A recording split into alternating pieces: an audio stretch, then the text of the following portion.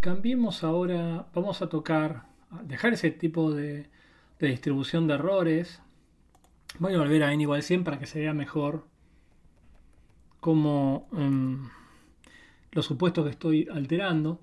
Después vamos a achicar de nuevo el n en el problema. Pero lo que voy a hacer ahora es probar una situación de heterocedasticidad. Entonces miren, voy a correr un ejemplo y para que se vea que, qué estamos haciendo ahora acá. Entonces, miren, vamos a observar una realización del experimento y se va a entender. Fíjense lo que está ocurriendo. Estamos manteniendo el mismo modelo de antes. En realidad y es 4 más 3 por x. Pero lo que se ven, dos cosas. Por un lado, fíjense cómo son los errores negativos y positivos. Son bien no normales, porque fíjense que no se concentran cercanos a la esperanza condicional, sino al revés, se concentran como en las puntas. Esto por la distribución beta que les puse. Pero aparte, fíjense la fuertísima heterocedasticidad que hay. ¿Y por cómo lo veo? Lo veo porque los residuos que miden de alguna manera aproximada a los errores se vuelven en valor absoluto más grande conforme más grande es el valor de la covariable x. Y eso es básicamente heterocedasticidad. O sea, la varianza del error no es constante a lo largo de las x, de hecho va creciendo.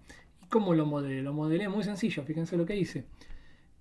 Cuando le pido que no sea homocedástico, cuando este argumento es igual a falso, lo que estoy haciendo en el fondo es al error que ya tenía, que era básicamente una beta, previamente restándole un medio para centrarla en cero, le multiplico un valor, lo multiplico por un valor, que en el fondo es un valor que es proporcional a x.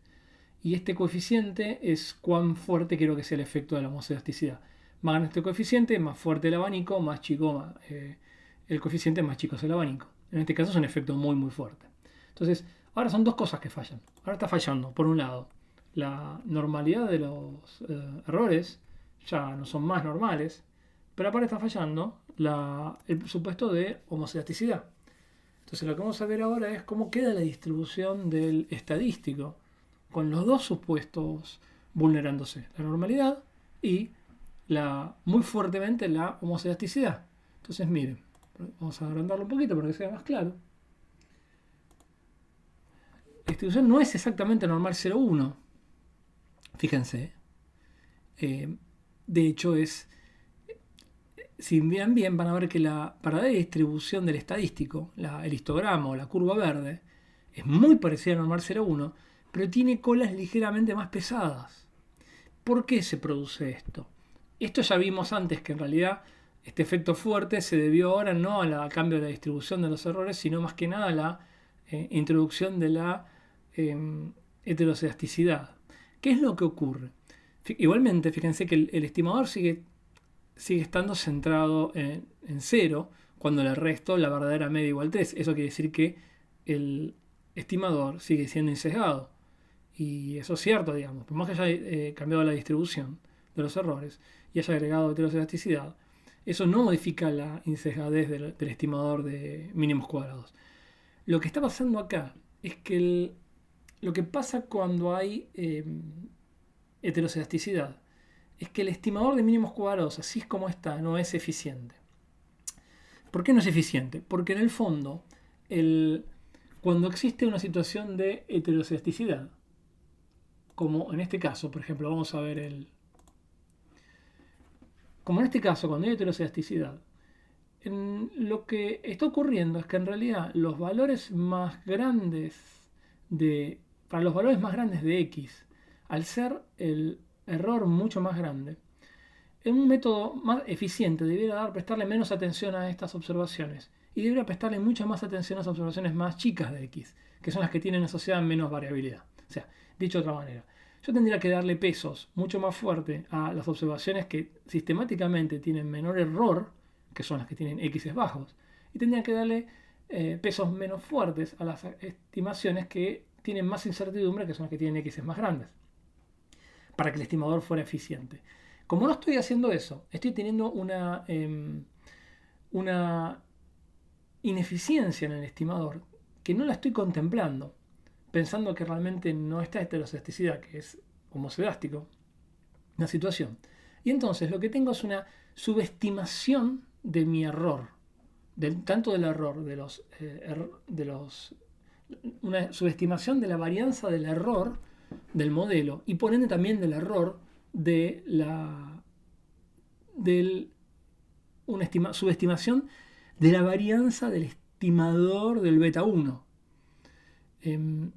Y esa subestimación lo que produce es este aumento en las colas del estimador a fuerza de esta ineficiencia que se está produciendo. O sea, pero incluso en esta situación, con una fuertísima, brutal heteroscedesticidad, fíjense lo que es la heteroscedesticidad, es bastante fuerte, muy fuerte, y con errores no normales, profundamente normales, fíjense que en el fondo la regla normal 0,1 sigue siendo bastante razonable para poder calcular tanto test de hipótesis, intervalo de confianza, como p-valores.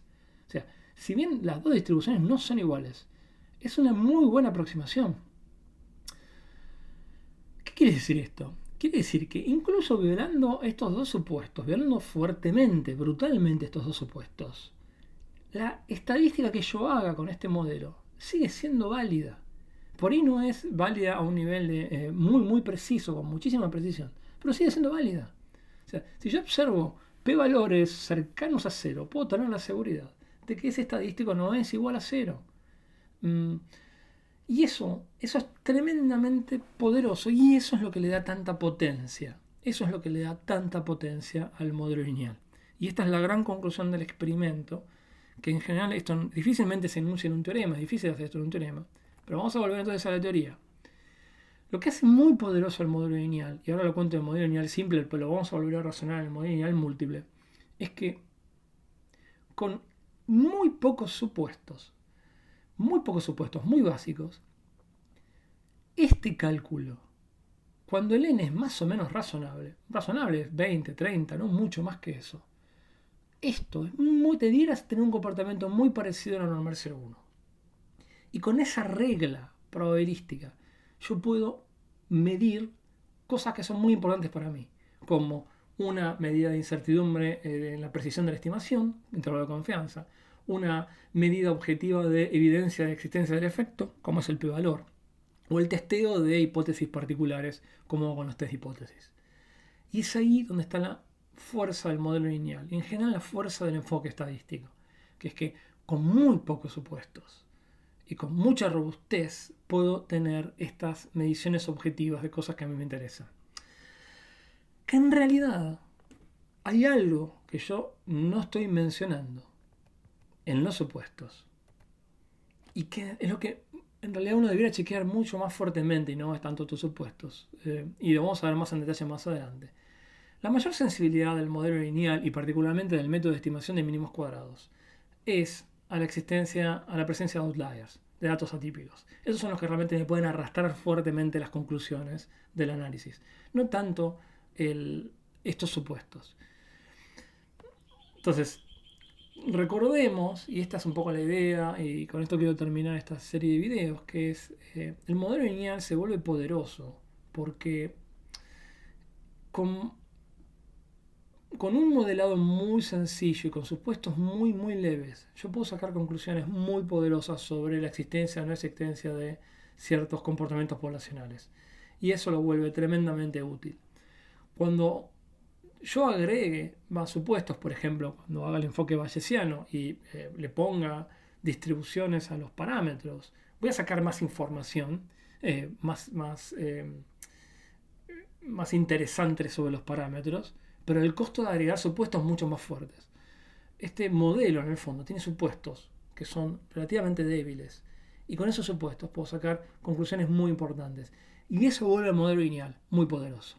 Y la otra cuestión que hace muy poderoso el modelo lineal es que si bien acá estamos haciendo un modelo lineal simple, en los próximos videos que veamos, cuando saltemos al caso múltiple, vamos a ver que podemos agregar más variables, más covariables. Pero por supuesto, ese agregado de covariables van a poder ser covariables distintas o diferentes transformaciones de la misma, como por ejemplo grado 1 en X o grado 2, grado 3. Y eso le va a dar aparte muchísima flexibilidad al modelo lineal. Y en algún sentido el modelo lineal se va a convertir en una herramienta clave porque va a tener una gran capacidad de modelado, pero al mismo tiempo va a tener esta robustez de resultados creíbles para hacer estadística, que no se ven tan fuertemente afectados si no se cumple la normalidad de los errores o la homocedasticidad, o incluso si la independencia no se cumple completamente.